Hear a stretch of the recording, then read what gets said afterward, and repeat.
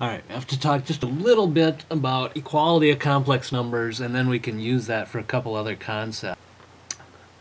Like I said, we'll talk first about equality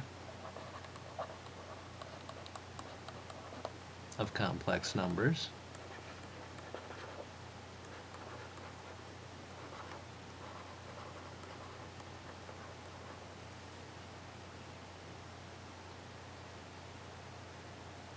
Wow, it's getting used to reading my handwriting. I like that. Alright, so equality of complex numbers basically is stating this. If I have one complex number,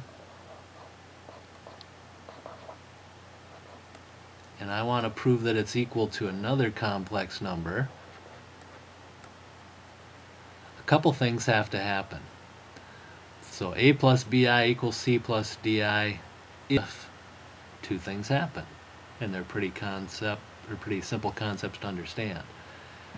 The real part in this one and the real part in this one have to be equal to each other, while the complex part in this one and the complex part in this one have to be equal to each other. If that's the case, then the two complex numbers are equal to each other.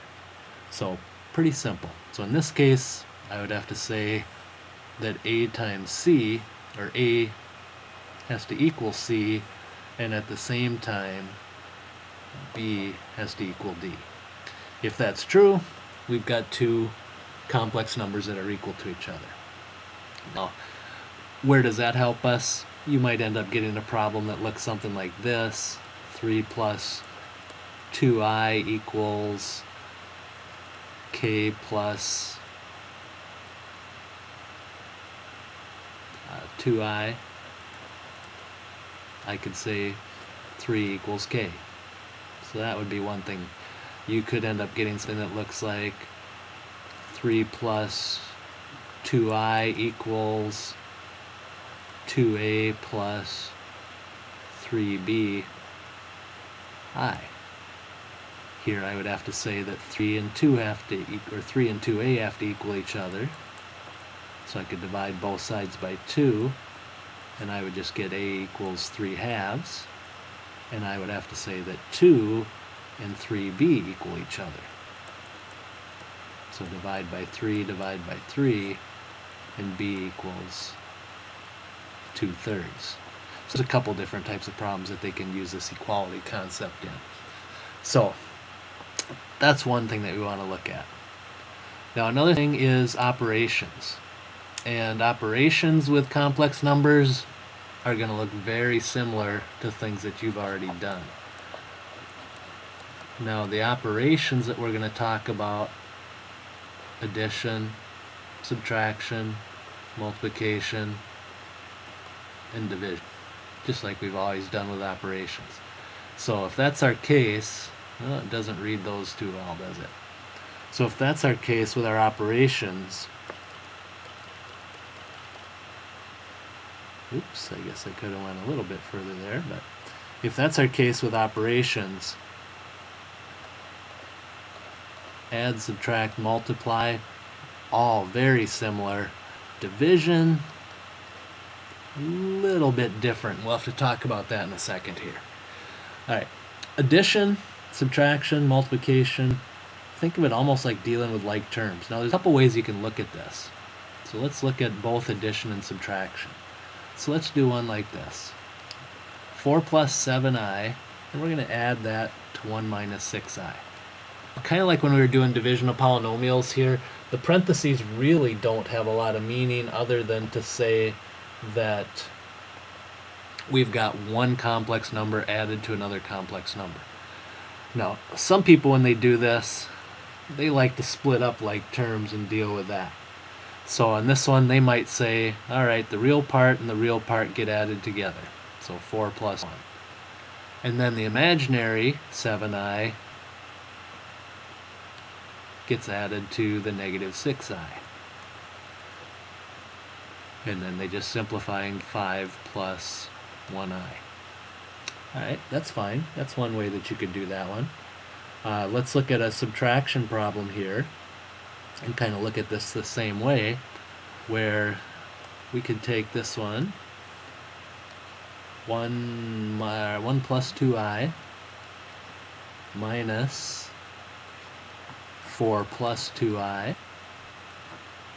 So we could do that same thing again and do this, but in this case it's a subtraction, so I can do 1 minus 4, which obviously you'd probably do in your head, plus 2i minus 2i. So over here, 1 minus 4 is negative 3. These are opposites, so they cancel. There's my solution. Now if I want to write plus 0i, I can. It's not going to hurt anything.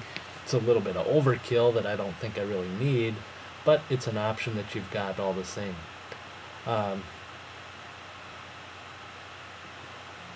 Another option here would be, let's say we look at one that looks like this, and this will be more along the lines of like terms.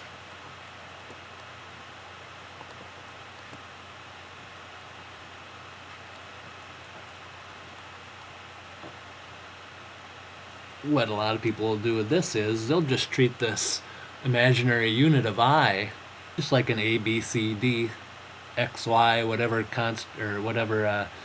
variable you want to use, and they'll just solve this order of operations.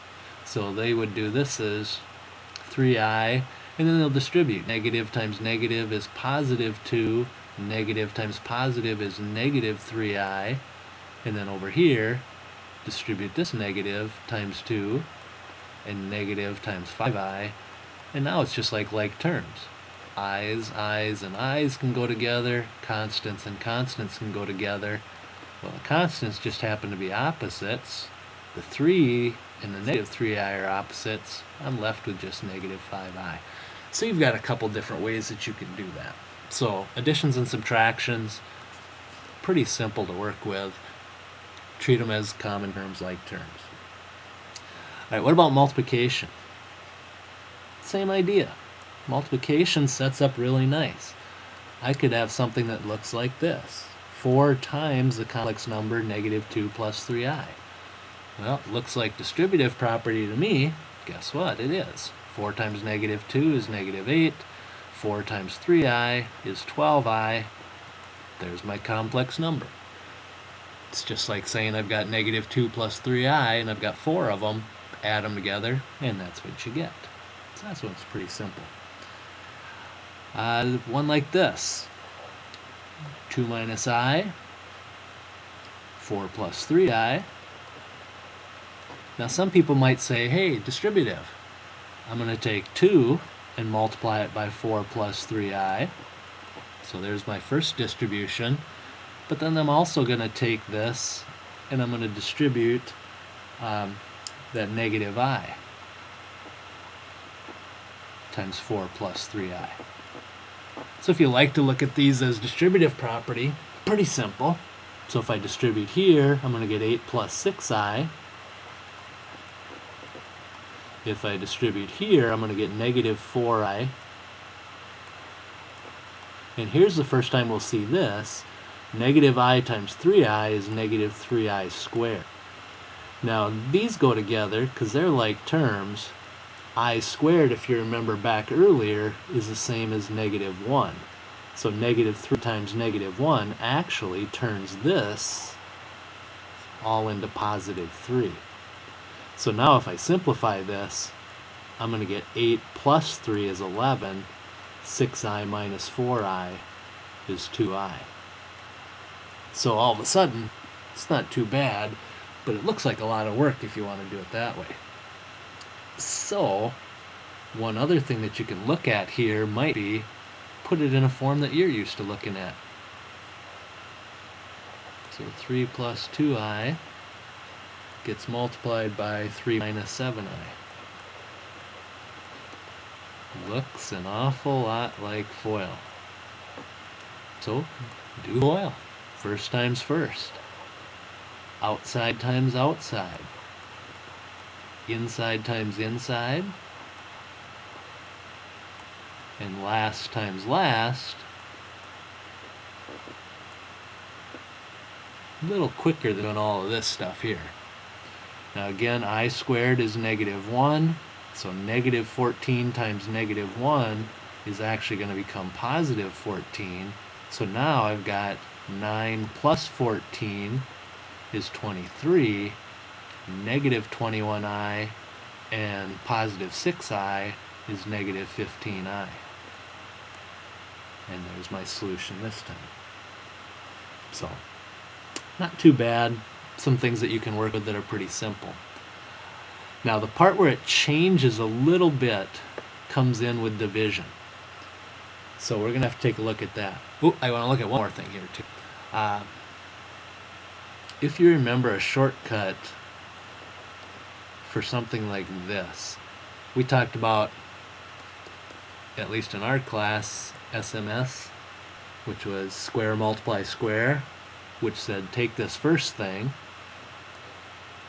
square it. The multiplication would be 2 times the first times the second, and then square the last, and then simplify that. So you could do the same thing with this, 3 plus 2i squared. I can write it as 3 plus 2i and 3 plus 2i and do FOIL, or I can do square the first, multiply 2 times the first times the second, and square last. Now it's not going to be so bad to work with, because that's going to be 9, this is going to be 12i, and this is going to be 4i squared.